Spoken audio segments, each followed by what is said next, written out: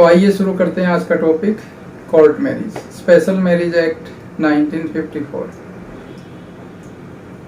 भारत में रहने वाला कोई भी स्त्री और पुरुष, कोई भी लड़का और लड़की जो अविवाहित है, भारत के किसी भी कोने में रहता है, कोर्ट मैरिज कर सकता है। कानून उसको ये सारी सुविधाएं प्रोवाइड करवाता है। केवल भारतीय नहीं, भारत से बाहर के लोग, विदेशी भी यदि भारत में आकर के कोर्ट मैरिज करना चाहते हैं तो स्पेशल मैरिज एक्ट के तहत वो शादी कर सकते हैं, लेकिन उनका अनमैरिड होना जरूरी है।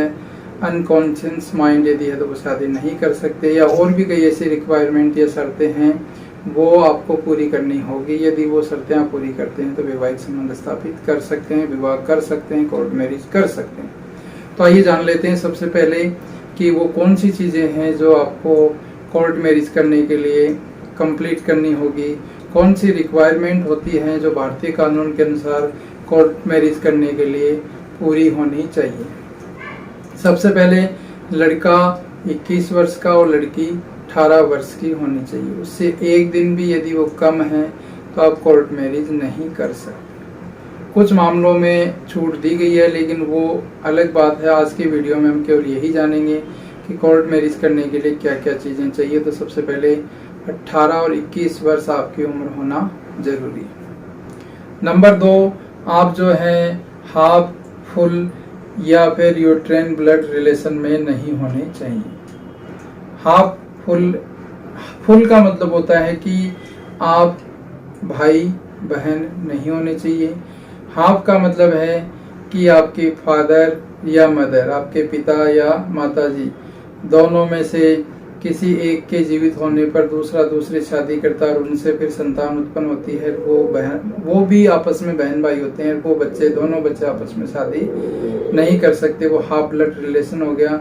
ऐसे ही यदि माता सेम है और पिता दोनों के अलग हैं तो वो भी भाई बहन हैं, और इस कंडीशन में यूट्रेन ब्लड रिलेशन उनका होता है और उसमें वो शादी नहीं कर सकते। यदि पहले से आप शादीशुदा हैं तो भी आप शादी नहीं कर सकते। यदि आपने डाइवोर्स ले रखा है, डाइवोर्स डिग्री आपके पास है, तो आप आसानी से शादी कर सकते हैं, कोर्ट मैरिज कर सकते हैं। अनसाउंड माइंड नहीं होनी चाहिए, प्रोहिबिटेड रिलेशन नहीं होनी चाहिए। ये सब चीज़ें आपके समझ से बाहर की बात है, तो आपके वकील साहब आपको ये समझाएंगे। अब अगला प्रोसेस होता है, यहाँ पर आपको वकील साहब की जरूरत होगी, तो उनसे सहायता और सलाह लेकर के आप इस कार्य को कर सकते हैं। तो ये चीज़ें जो मैंने बताई वो आपको पता ही है। इसके बाद अगले प्रोसेस पे जाते हैं कि होती कैसे है। तो आपको एक रजिस्ट्रार ऑफिस में, एसडीएम ऑफिस में जाकर के एक एप्लीकेशन फिल करनी होती है, एप्लीकेशन भर के आनी होती है। एप्लीकेशन फिल करने के लिए, भरने के लिए क्या क्या चीज़ें चाहिए, कौन से डॉक्यूमेंट्स जो हैं आपको रिक्वायर्ड हैं, वो वहाँ ले जाकर आप जो है उनको भरना होगा। तो इसके लिए सबसे पहले लड़का और लड़की दोनों को फिजिकल वहाँ जाना होगा। ये ऑनलाइन प्रोसेस नहीं है कि आप सोचेंगे घर बैठे ही हम फॉर्म फिल कर देंगे और ऑनलाइन शादी हो जाएगी, तो ऐसी फैसिलिटी यहाँ पर नहीं है। आपको दोनों को रजिस्ट्रार ऑफिस में जाना होगा, फॉर्म फिल करना होगा। इसके लिए जो मिनिमम रिक्वायरमेंट फ़ी है वो आपको पे करनी होगी। इसके बाद में आप दोनों के पास जो है रेजिडेंशियल प्रूफ होना चाहिए, ration card, voter I card, Aadhaar या फिर ड्राइविंग लाइसेंस। साथ ही आपके पास में जो है एज प्रूफ होना चाहिए। एज प्रूफ में आप बर्थ सर्टिफिकेट ले सकते हैं, 10th की मार्कशीट ले सकते हैं। यदि पहले से शादीशुदा है और दोबारा शादी कर रहे हैं तो डाइवोर्स डिग्री आपके पास में होनी चाहिए। दोनों के एफिडेविट लगेंगे, 3 विटनेस आपके पास होने चाहिए और शादी की फोटोग्राफ होनी चाहिए।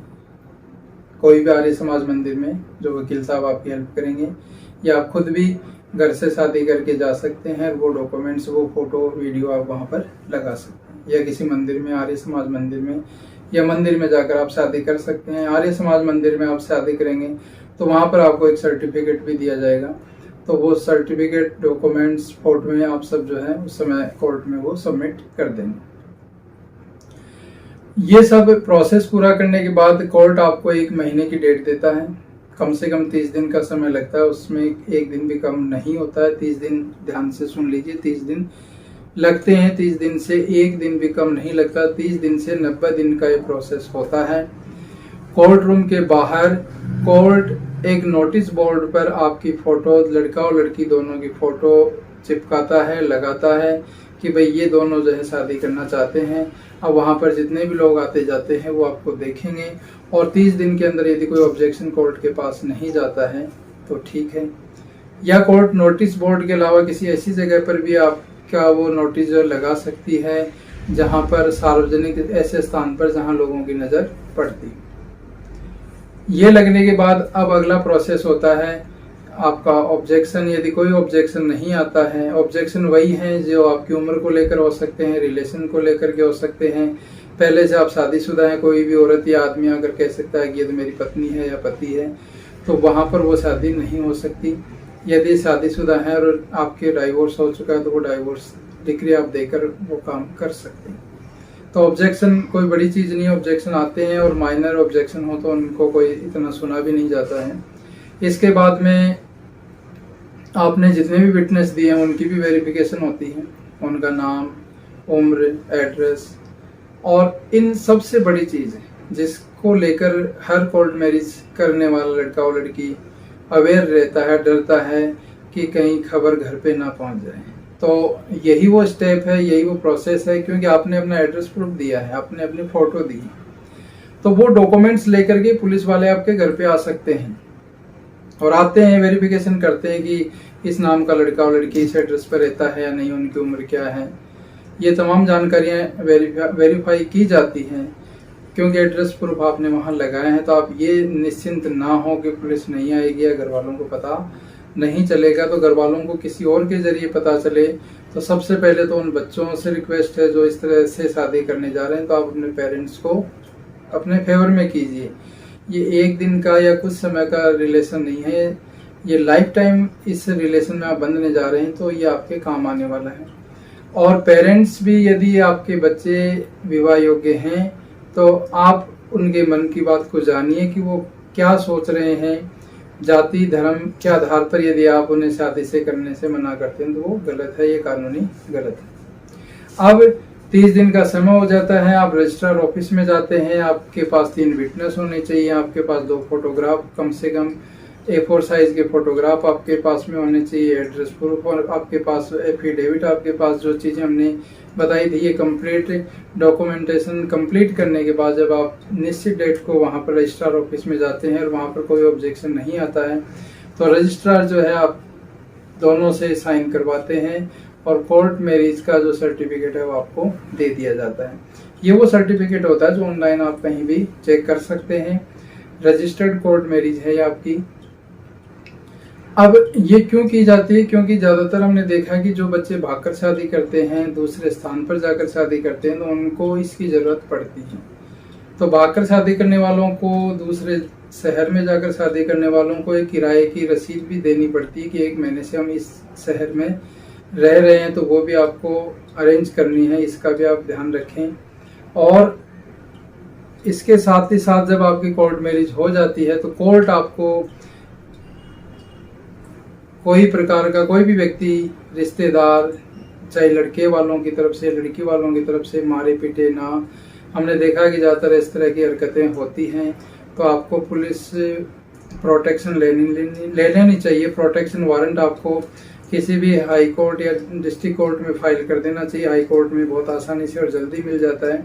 तो प्रोटेक्शन लेने के बाद में कोई भी व्यक्ति अब आपको मार नहीं सकता, टॉर्चर नहीं कर सकता। ज़्यादातर हमने गाँव में देखा है कि पंचायतें जो होती है वो फैसला ले लेती हैं बच्चों को मारने पीटने का, जान से भी मार दिया जाता है कि आपने हमारी जाति कुल धर्म का अपमान किया है। तो ये प्रोटेक्शन वारंट उस समय आपकी हेल्प करता है। और सुप्रीम कोर्ट ने भी अपने एक बहुत ही महत्वपूर्ण केस में शक्ति वाहिनी वर्सेज यूनियन ऑफ इंडिया में पुलिस को ये गाइडलाइन दी है कि जो भी कोई न्यू कपल यदि आपके पास में आता है तो उनकी हेल्प की जाए, पुलिस प्रोटेक्शन उनको दी जाए। यदि उनकी आर्थिक कंडीशन ठीक नहीं है तो उन्हें उनके पॉकेट मनी के हिसाब से सस्ता कमरा भी किराए का उपलब्ध करवाया जाए, बाहरी लोगों से उनकी रक्षा की जाए। और आपके पेरेंट्स के साथ यदि कोई दूसरा व्यक्ति किसी भी प्रकार की गलत हरकत करता है तो आप इस कानून के तहत FIR दर्ज करवा सकते हैं। पुलिस को एक गाइडेंस दिया गया, ये किसी एक राज्य की पुलिस को नहीं कहा गया है, संपूर्ण राज्यों की पुलिस को कहा गया है। ये गाइडेंस आपको दिए गए हैं कि आपको ये कार्य करना है। तो इसमें हमने देखा कि खाप पंचायतें कई बार इस तरह के जो हैं फैसले ले लेती हैं, तो पुलिस को कहा गया कि वो ध्यान रखें कि उनके पंचायतों में क्या इस तरह का कोई डिसीजन तो नहीं लिया जा रहा। यदि ऐसा कुछ है तो वहाँ पर धारा 144 लागू कर दी जाती है। ऑनर किलिंग के केस देख रहे हैं कि बढ़ रहे हैं, तो इन सब को रोकने के लिए और आपकी प्रोटेक्शन के लिए फास्ट ट्रैक कोर्ट भी है जो स्थापित किए गए हैं, जहाँ पर शीघ्र न्याय होने का कार्य किया जाता है, दिया जाता है।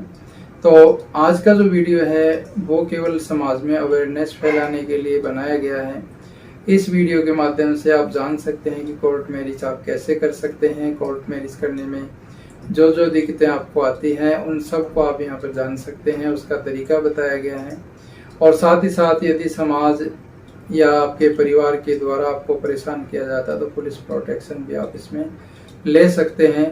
और भी यदि आपके कोई रिक्वायरमेंट हो, कोई ऐसी चीज़ें, क्योंकि ये बहुत बड़ा टॉपिक है, कोई एक छोटे से वीडियो में हम इसको कंप्लीट नहीं कर सकते। ये लाइफ टाइम जिस रिलेशन में आप बंधने जा रहे हैं तो उससे जुड़ी हुई 1000 क्वेरीज आपकी हो सकती हैं, कई सारे क्वेश्चन आपके हो सकते हैं।